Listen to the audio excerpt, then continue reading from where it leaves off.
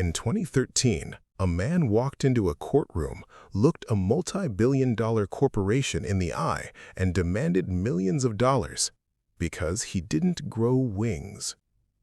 Most of us know that corporate slogans are just marketing exaggeration. But Benjamin Netanyahu, Carruthers, took a famous TV commercial completely literally, filed the official paperwork, and forced one of the biggest energy drink brands in the world to pay up. Welcome to The Paperwork, and this is the unbelievable story of how Red Bull lost a $13 million lawsuit over a metaphor. Our first file takes us back to the early 2000s. For nearly 2 decades, Red Bull dominated the energy drink market with one incredibly famous slogan: Red Bull gives you wings. We all knew it was a metaphor. It meant energy. It meant focus. But a consumer named Benjamin Carruthers decided to look closely at the fine print. Benjamin had been drinking Red Bull regularly for over 10 years, and after a decade of consuming the beverage, he noticed 2 very specific things.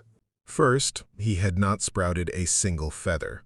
Second, and more importantly, he realized that a regular cup of premium coffee actually contained more caffeine than a can of Red Bull, despite Red Bull costing way more and promising superior performance enhancement.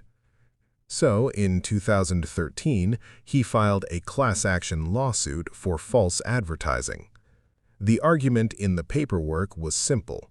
Red Bull's marketing intentionally misled consumers into believing they were getting a premium performance-enhancing product when, in reality, it was just expensive caffeine. Now, you'd think a massive company with an army of top-tier lawyers would laugh this out of court, right? Wrong.